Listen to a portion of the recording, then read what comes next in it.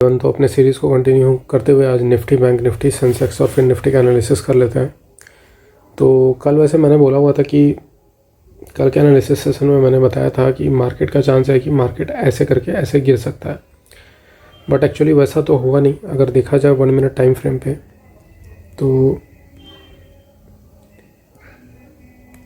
1 minute पे आप देख सकते हैं, अगर यहाँ पर मार्केट ने जो है इस तरीके से मोमेंटम दिया, ऊपर के साइड मोमेंटम दिया और फिर ये नीचे भी आने की कोशिश किया। उसके बाद मार्केट ने इसको इस लेवल को निकाला हुआ है। तो मैंने भी एक्चुअली यहाँ पर पोजीशन बनाया हुआ था और यहाँ पे एक्चुअली एसएमसी के अकॉर्डिंग एक ऑर्डर ब्लॉक भी था, जिसकी वजह से मैंने इस जोन के अंदर में पोजीशन बनाया हुआ था।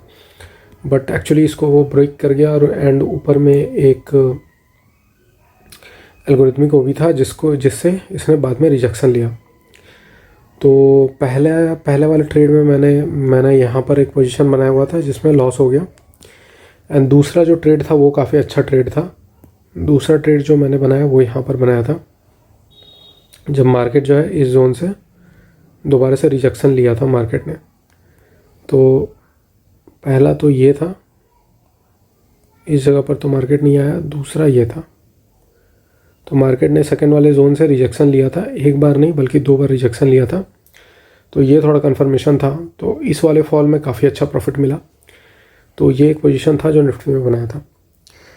तो कल के प्रेडिक्शन में मैंने ये बोला था कि मार्केट का चांस ये है कि मार्केट ऊपर जा करके वापस से गिर सकता है, बट ऐसा नहीं हुआ। तो मैंने वेट किया कि मार्केट में क्या पॉसिबिलिटी है कि मार्केट पलटेगा। तो यहाँ पर के सिचुएशन को देखते हुए मैंने बाद में ये पोजीशन बनाया हुआ था।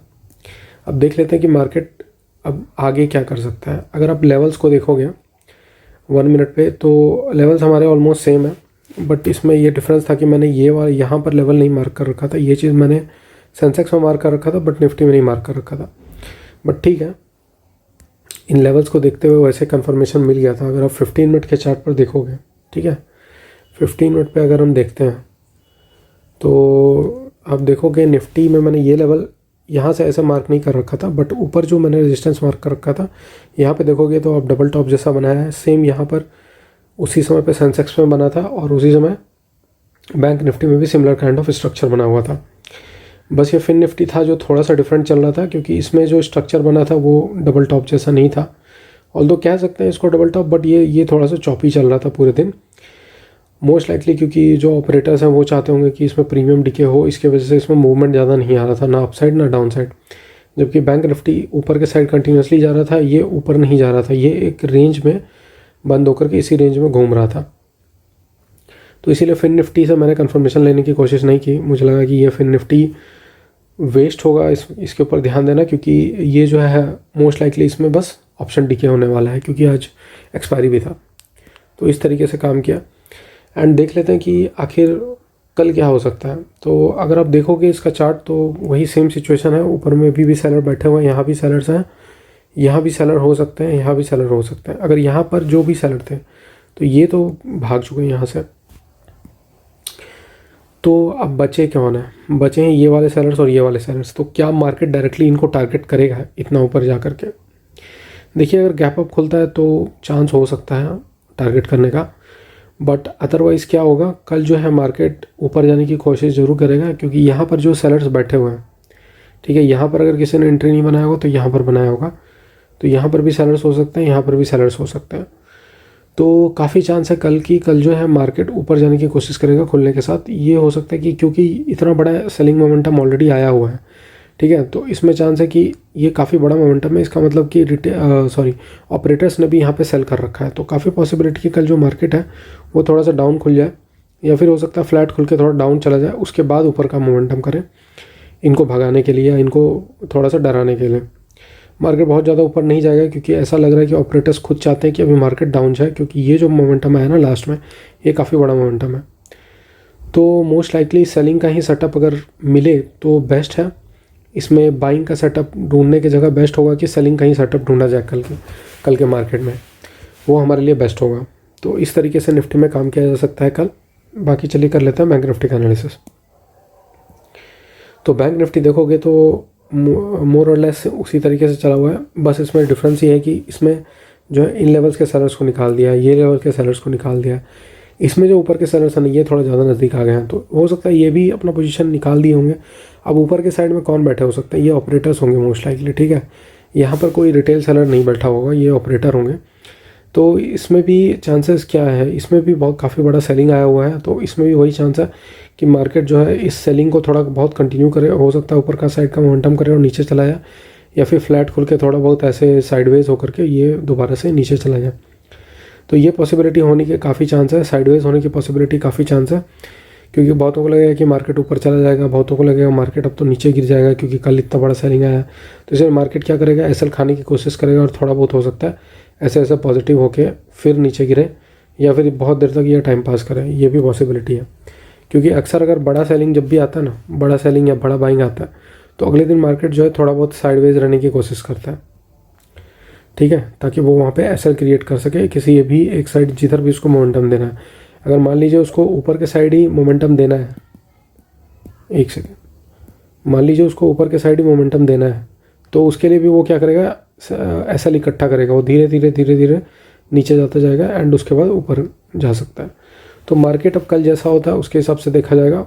मोस्ट लाइकली इसमें भी यही होगा, बेस्ट होगा कि अगर सेलिंग साइड का कोई सेटअप मिले तो ये बेस्ट होगा हमारे लिए, क्योंकि ऊपर के साइड में सेलर्स हैं और लास्ट में सेलिंग भी अच्छा खासा आया हुआ है। तो ऊपर के साइड में जो सेलर्स हैं उनको डायरेक्टली टारगेट नहीं कर सकते, इसी वजह से हम सेलिंग साइड का सेटअप आइडेंटिफाई कर सकते हैं।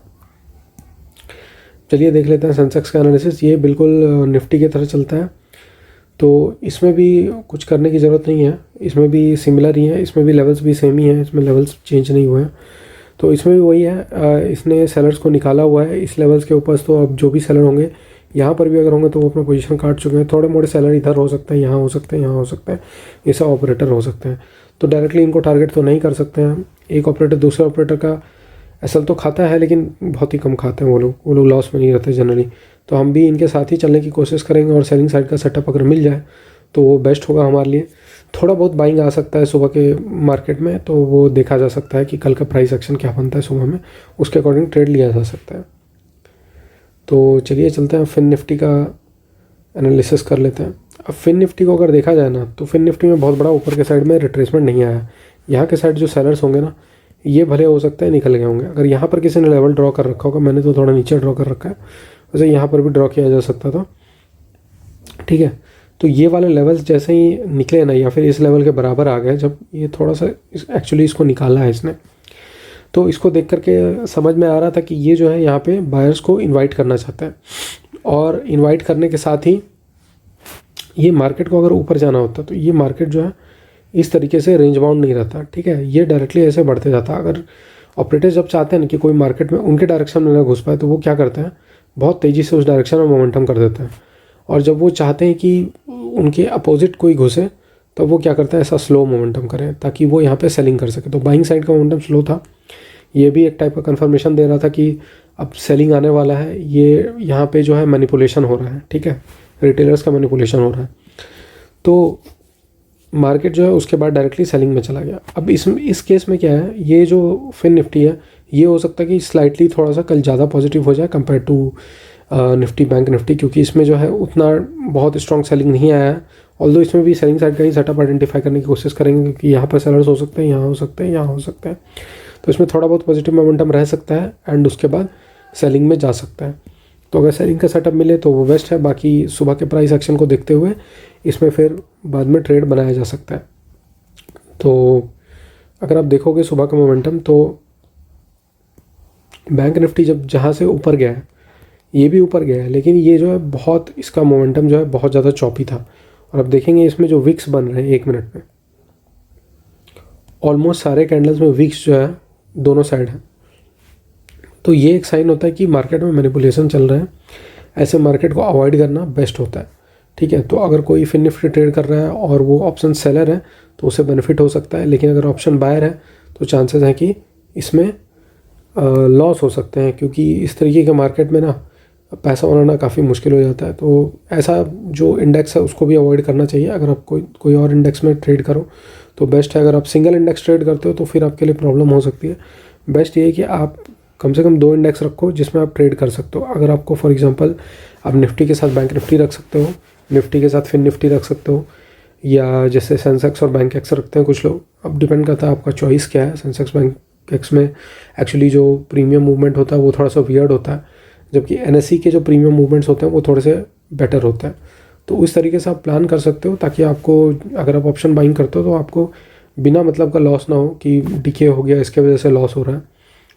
आप थोड़ा मतलब डिके तो सब में ही होगा, लेकिन थोड़ा थोड़ा होगा, लेकिन जिसमें एक्सपायरी होगा उसमें ज़्यादा होगा। तो ऐसे चीज़ों को आप अवॉइड करिए तो बेस्ट रहेगा आपके लिए।